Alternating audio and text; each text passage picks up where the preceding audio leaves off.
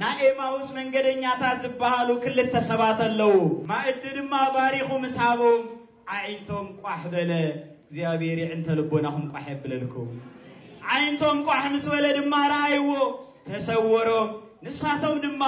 ናብ ኢየሩሳሌም ተመለሱ ናይ በሐቂ ጎይታ ካብ ሙታን መንጎ ተሲዩ ንጴጥሮስ ንስምዖን ድማ ተራእዩ በአማን ተንሥአ እግዚእነ እንዳበሉ መስከሩ ትንሣኤው ክንመስክር ትንሣኤያዊ ህይወት ንኹላትና ይዓድለና ባርከስ ቅዱስ ቃሉ ከም ዝነግረና ቤተ ክርስቲያን ከም እትምህረና እነሆ ጎይታ ተንሥኡ ኢልና ካብ ነኽብር መበል ሳልሳይ ሰንበት ኢሎሙዓንቲ ኣብዚ ዕለት እዚ ድማ ዝንበብ ወንጌል ንመሃሮ ትምህርቲ ኣብ ወንጌል ሉቃስ ምዕራፍ 24 ካብ ፍቕዲ 13 ክሳዕ 33 ዘሎ ፍቕዲ ወይ ከዓ ቁፅሪ እዩ ኣብዚ ድማ ናኤማውስ መንገደኛታት ዝበሃሉ ክልተ ሰባት ኣለው ታሪኾም ብጣዕሚ ጥዑም መንገዶም ብጣዕሚ ይምቁር ህይወቶም ብጣዕሚ ዝምህር እዚ ዝኾነ ጎይታና ኢየሱስ ክርስቶስ ሞት ቀቲሉ ንሞት ስዒሩ ኣብ ዝተንስአሉ ዕለት እዩ ኩላትና ከምቲ ንፈልጦ ጎይታና መድሓኒና ኢየሱስ ክርስቶስ ምእንቲ ሓጢአትና ሞተ ይብል መጽሓፍ ምእንቲ ሓጢአትና ንሱ ሓጢአት የብሉን ንጹህ እዩ ንሱ በደል የብሉን ቅዱስ እዩ ንሱ ነውር የብሉን ጽሩይ እዩ ንጹሃ ባህሪ ቅዱሰ ባህሪ ሕያው ጎይታ ኢየሱስ ክርስቶስ ብባህሪ ሞት የብሉን ሞት ዝበሃል ከቢድ ፃውራ ግን ኣብ ደቂ ሰባት ወዲቁ ነበረ እነሆ ካብ ኣዳም ክሳዕ ሙሴ ይብል ሞት ነገሰ ሞት ኣብ ልዕሌና እንዳዓንደረ ንዘለዓለም ባሮቱ ገይሩና ይነብር ነይሩ እቱ ባሮት ዝገበረና ሞት ኣብ ልዕሌና ነጊሱ ዝነበረ ሞት ንዑ ዝስዕር ዋላ ሓደ እኳ ይተረኽበን ነይሩ እቲ ሕያው ጎይታ ኢየሱስ ክርስቶስ ሞትና ምእንታን ክስዕር ሞትና ምእንታን ክቐትል ዝመውት ስጋ ተዋሃደ እነሆ ድማ ብዘመነ ጲላጦስ ጴንጤናዊ ንመስቀል ሞት ተሓላሊፉ ተዋሃበ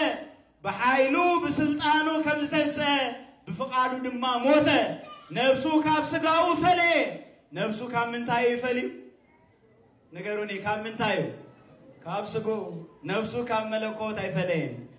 ነፍሱ ካብ ስጉ ይፈልዩ መለኮት ካብ ስጋውን አይተፈለየ ሪኹም ዶ ተዋህዶ ማለት እዩ ሓደ ገለ ሰባት ዘይተረዳውን ከምዚ ይብሉ ክርስቶስ አምላክ እንድሕር ኮይኑ ኣብ ዝሞተሉ ሰዓት ዓለም መንሒዝዋ ነይሩ ኢሎም ብዙሓት ሰባት ኣለው ንስኮ ዝሞተ ብስጉ እዩ ብምንታይ ነገሩኒ ብምንታይ ሞይቱ ሞተ በስጋ ወሃይወ በመንፈስ በስጋ ዝሞተ በመለኮት ድማ እንታይ ኮነ ይብል መጽሐፍ በመንፈስ ድማ እንታይ ኮነ ይብል ሕያው ኮነ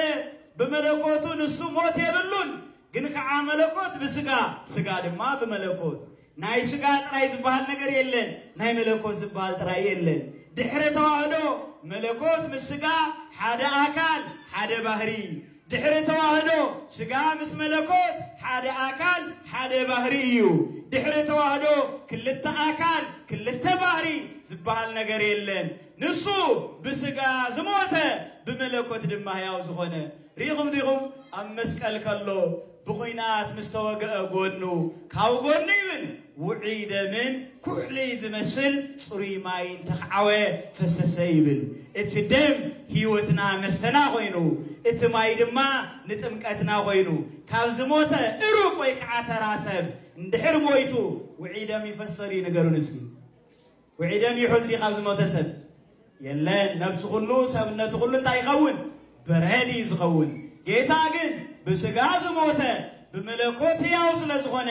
ኣብ ዝሞተሉ ሰዓት ንሱ በስጉኡ ዝሞተ በመለኮት ሕያው ስለዝኾነ ጎኑ ብኹይናት ክውጋእ ከሎ ካብ ጎኑ ውዑይ ደም እቱ ዝፈሰሰ ውዑይ ደም ንሓጢአትና ቃፂልዎ ክብርን ምስጋና ንስሙ ይኹን